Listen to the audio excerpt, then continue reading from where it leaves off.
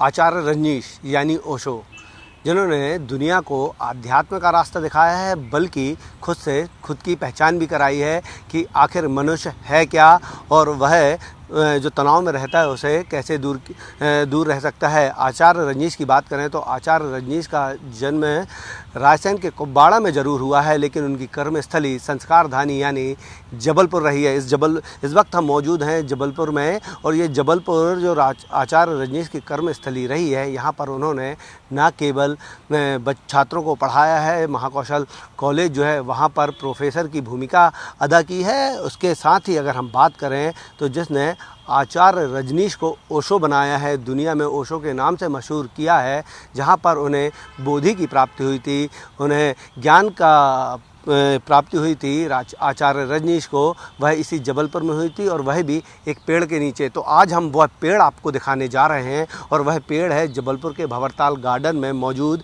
मौलश्री का वृक्ष। ये जो मौलश्री का वृक्ष है, ये वही पेड़ है जहाँ पर जब तनाव में आचार्य रजनीश रहते थे तो वह यहाँ पर आकर बैठते थे, और वह कुछ घंटों के लिए नहीं बैठते थे, बल्कि जब वह कॉलेज से फ्री होने के बाद यहाँ आते थे तो पूरी रात इसी पेड़ के नीचे बैठा करते थे। और इसी पेड़ के नीचे जो है आचार्य रजनीश को संबोधि प्राप्त हुई, उन्हें ज्ञान का जो है उत्सर्जन उनके अंदर हुआ था, उन्हें ज्ञान प्राप्ति हुई थी, और उसके बाद आचार्य रजनीश दुनिया में ओशो के नाम से जाने लगे। आज दुनिया में अगर हम बात करें तो ओशो रजनीश के दुनिया में करोड़ों अनुयायी हैं, उनके शिष्य हैं, जो आचार्य रजनीश को ना केवल मानते हैं बल्कि उन्हें भगवान की तरह पूजते हैं।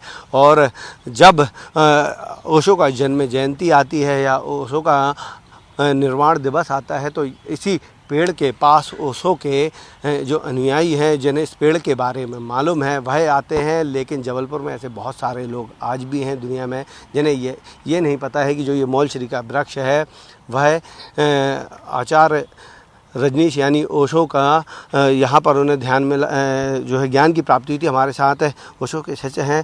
स्वामी जी, ये बताइए कि ये मौलश्री वृक्ष है, क्या खासियत है इसकी? मौलश्री वृक्ष की खासियत है, पहले तो प्रथम मैं आपको बताऊं कि मेरा नाम स्वामी आनंद संतोष है और मैं ओशो का साधक हूं। ये मौलश्री वृक्ष भंवरताल गार्डन में है। ओशो जब यहाँ रहा करते थे, यहीं बाजू में ही एक योगेश भवन करके है, वहाँ ओशो रहा करते थे। तो वहाँ से ही रात में, समय तो मैं नहीं बता पाऊँगा, मगर रात में 21 वर्ष की उस समय उनकी आयु थी, जहाँ तक मुझे जानकारी है, और 21 मार्च का दिन था और सन शायद 1953 था। उस समय ओशो को इस मौलश्री वृक्ष के पास में वो अक्सर यहाँ आके बैठा करते थे, ध्यान किया करते थे। उनको इसी वृक्ष के पास बुद्धत्व की प्राप्ति हुई। आज पूरे विश्व में के ओशो सन्यासी यहाँ पे प्रतिवर्ष ओशो का जन्मोत्सव, ओशो का संबोधि दिवस बड़े हर्षोल्लास के साथ मनाते हैं। यहाँ कीर्तन ध्यान किया करते हैं और सभी लोग आते हैं, और जिन भी देश विदेश के लोगों को पता चलता है वो भी इस जगह को देखने के लिए ललायित रहते हैं और समय समय पर आते रहते हैं। और हमारे शहर के प्रदेश के लोग भी, जिनको जैसी जानकारी लगती रहती है, वो लोग भी यहाँ आते हैं और प्रयास करते हैं कि ओशो की ऊर्जा को महसूस करें, ओशो की ऊर्जा को प्राप्त करें, और वो यहाँ पे उनको जो शांति मिलती है वो फिर शब्दों में नहीं बयां की जा सकती। मतलब इस पेड़ में के नीचे जो है आज भी जो है ओशो का अनुभव होता है? हाँ, अगर आप भीतर प्रवेश करते हैं, ध्यान में उतरते हैं, तो ओशो की ऊर्जा आपको महसूस होगी। और थोड़ा सा भी आप अगर प्रयास करते हैं ध्यान के लिए, क्योंकि ओशो की जो प्रेरणा थी वो ध्यान, प्रेम, उत्सव की थी। तो अगर आप ध्यान में थोड़ा सा भी अगर उतरते हैं तो ओशो उसमें सहयोगी बन जाते हैं, और वो आपको ध्यान की गहराई में ले जाएंगे और आपका मिलन जरूर होगा जिसकी आपको तलाश है। लेकिन एक चीज़ ये है कि ये पेड़ है भंवरताल गार्डन में है, पेड़ की अगर हम बात करें, जिस तरीके से सहेजना चाहिए था उसको उस तरीके से नहीं सहेजा गया है। लोगों को ज़्यादातर लोगों को ये पता नहीं है कि ये ओशो ट्री है, जहाँ पर आचार्य रजनीश ओशो को ज्ञान की प्राप्ति हुई थी।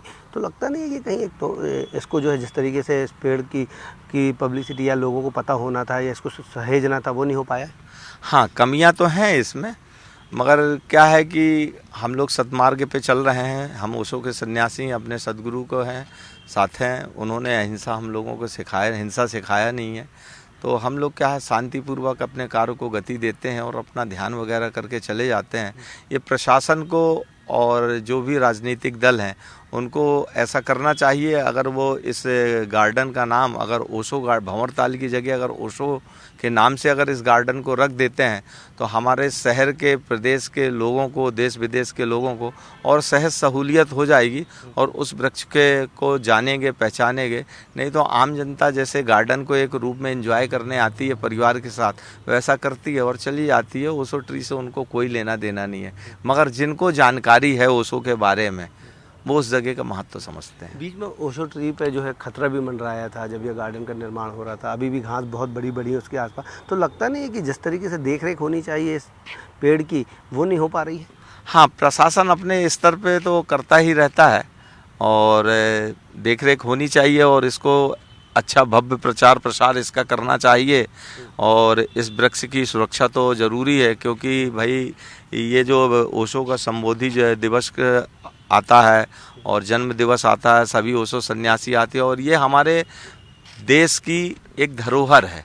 और इस धरोहर को जो है, हमारे देश की धरोहर को जो है तो सजो के रखने का प्रशासन का काम है।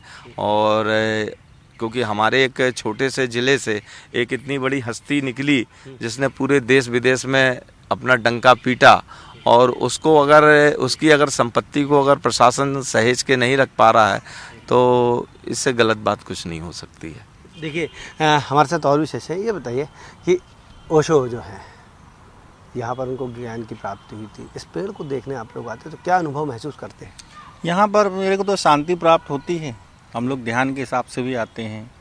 बड़ा शांत एक, चूँकि यहाँ पे उन्होंने साधना करी थी तो हम लोग भी उन्हीं के अनुयायी हैं, आ जाते हैं। जी। जैसे कि ओशो ने लोगों को शांति का पाठ भी पढ़ाया है, खुद की पहचान कराई है कि आखिर मनुष्य है क्या। तो जब आप लोग इधर आते हैं तो एक अनुभव तो अलग ही महसूस करते हैं, लेकिन जो ये पेड़ है इसके बारे में और कितने लोग ऐसे हैं आप जो क्या लोग जो है, जो जिन लोगों को नहीं पता है, वजह क्या लगती है, क्यों नहीं पता है कि ओशो ट्री जो है आज भी यहाँ जबलपुर में ही अधिकतर लोगों को नहीं पता? देखिए, इस ट्री के बारे में तो कुछ लोगों को पता है, लेकिन जिनको पता नहीं वो आए समझें। इसी तरह जैसे आप मीडिया में बता रहे हो तो लोगों को और भी जानकारी होगी। और इस बारे में कहना चाहिए, हम शब्दों में तो बयान ही नहीं कर सकते। जी। अद्भुत है। जैसे कि पेड़ अद्भुत है, तो लोग क्या ऐसा होना चाहिए ताकि लोगों को पता चले कि जो ओशो ट्री है यहाँ पर है, एक इसको पर्यटन के तौर पर भी ये बन सकता है? इसको और अच्छे से समझाया जाए। और अभी जैसे अब गेट पे हमको भी आने नहीं दिएगा, क्योंकि अब जो इनसे जुड़े हुए हैं है ना, तो उनको तो आने मिले कम से कम, एक बंदिश ना हो, लोगों को जानकारी होती जाएगी। इस तरह ठीक है, लोगों को जानकारी नहीं है, इस वजह से जो ओशो ट्री है वो ज़्यादातर लोगों को इसलिए जो है पता नहीं है। हमारे साथ और भी लोग हैं। दादा ये बताइए, जब लोग यहाँ आते हैं तो जो ओशो ट्री है उसके बारे में लोग पूछते हैं तो क्या बताते हैं आप लोग? सर, हम लोग ये उनको जानकारी बताते हैं, पूछते हैं वो लोग हम लोगों से ये आसो झाड़ कहाँ लगा हुआ है, तो हम लोग उनको ला के बताते हैं ये लगा हुआ आसो का झाड़। और बहुत दूर दूर से महात्मा लोग आते हैं इसको देखने के लिए। मैं अभी अभी आया हूँ कि जुलाई के महीने से बहुत महात्मा आते हैं, जैसे आप आए हुए हैं हमारे यहाँ महात्मा जी, ऐसे लोग आते हैं, झाड़ को पूछते हैं। भंवरताल गार्डन है ये। मैं जो है तो यहाँ का वॉचमैन हूँ मैं। जी। तो दादा जो लोग आते हैं तो क्या पूछते हैं पेड़ को लेकर? ये जो है बोलते हैं कि यहाँ पे सिद्धि प्राप्त हुई थी। तो कहते हैं कि लोग किसी महात्मा को सिद्धि प्राप्त हुई थी आसो के झाड़ के नीचे। कोई लाइट आके यहाँ पे झाड़ के ऊपर गिरी थी और उन महात्मा को सिद्धि प्राप्त हुई।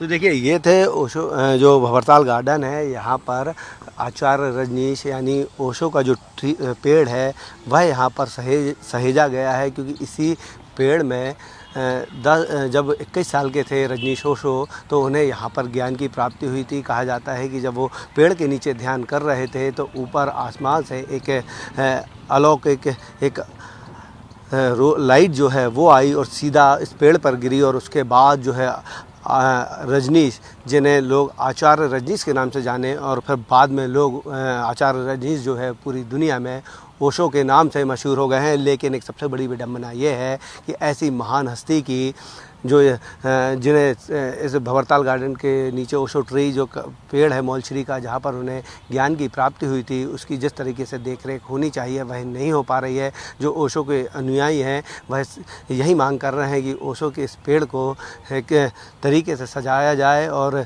इस पेड़ को जो है एक पर्यटन के रूप में विकसित किया जाए, ताकि जो लोग हैं उन्हें इस ओशो ट्री के बारे में ज़्यादा से ज़्यादा जानकारी हो और लोग यहाँ पर आकर शांति और प्रेम का अनुभव जो है वह महसूस कर सके। कैमरामैन गणेश के साथ अभिषेक शर्मा, IBC 24 जबलपुर।